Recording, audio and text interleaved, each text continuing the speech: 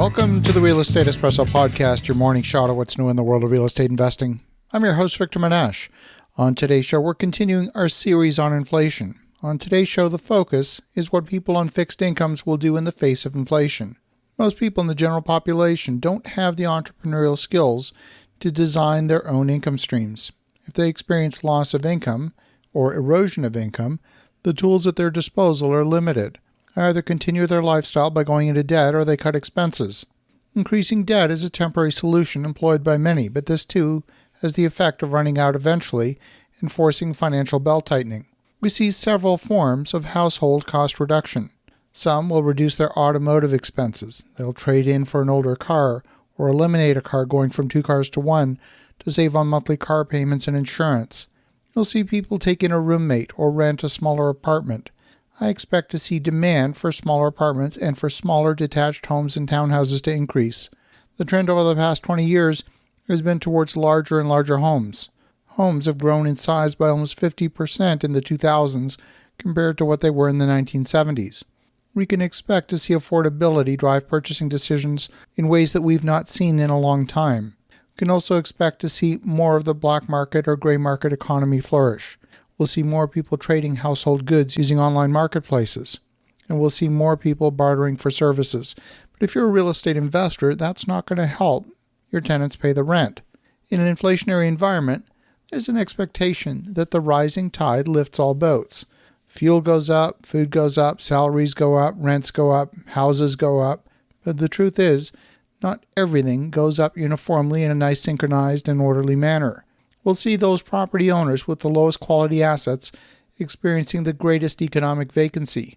That means that apartments will be occupied, but a larger percentage will be facing collection issues. If you want to experience the best economic results as an income property owner, you want to focus on quality in an inflationary environment.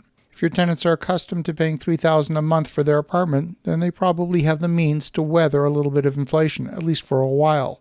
But if your tenants are accustomed to paying $700 a month, and inflation is running at 10% or more, as we discussed yesterday, they'll have a hard time tolerating another $70 a month in rent. Moreover, as a property owner, many jurisdictions are imposing rent controls. You will also experience elevated maintenance costs. Replacing that water heater for 30% more when it dies, or spending 25% more to replace the air conditioner when it dies, will cut a lot deeper for a C-class property than an A-class property. During the pandemic, there were wage gains from many people who took additional personal risk by being exposed to the public. Stores offered higher wages to staff retail positions. Healthcare workers were offered higher wages and had to endure higher risks, in some cases falling gravely ill or worse. The stimulus checks for those who lost their jobs also contributed to spending in the economy.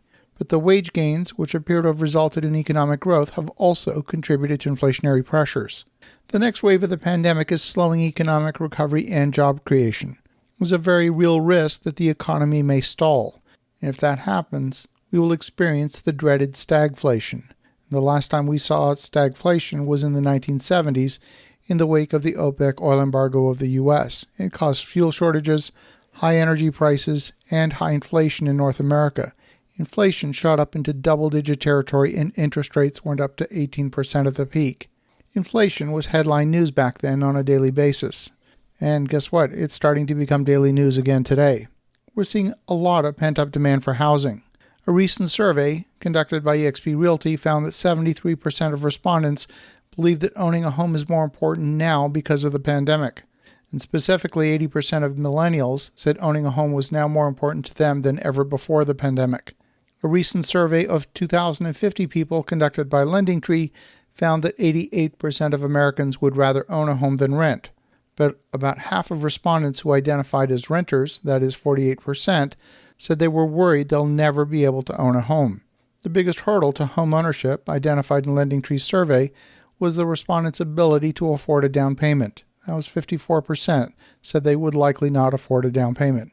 36% said buying a home in their area was too expensive, and 32% said their credit score made it difficult to qualify for a mortgage. The sad thing is, most of them are actually paying a mortgage. They're just not paying their own mortgage. They're paying a landlord's mortgage. The barrier to down payment has just gotten higher. You see, in an inflationary environment, asset prices increase faster then aspiring homeowners can save money. Remember, it has the impact of wiping out purchasing power for those on fixed income, and it has the impact of wiping out savings. The amount of money needed for a down payment seems to get further and further out of reach.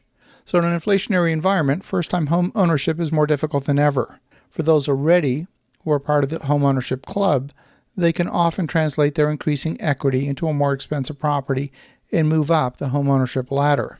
That's what happened to me back in the 1980s. I was buying my first house fresh out of university. Prices jumped, which multiplied my equity. I was able to get out of the high-interest, high-ratio bank loan in only a few years and purchase a larger home with no material increase in my monthly cost of home ownership. I moved into a lower-interest loan and a larger house with a larger down payment. I was largely the beneficiary of inflation in that instance. But those in the trap of renting are often destined to stay trapped. As you think about that, have an awesome rest of your day. Go make some great things happen. We'll talk to you again tomorrow.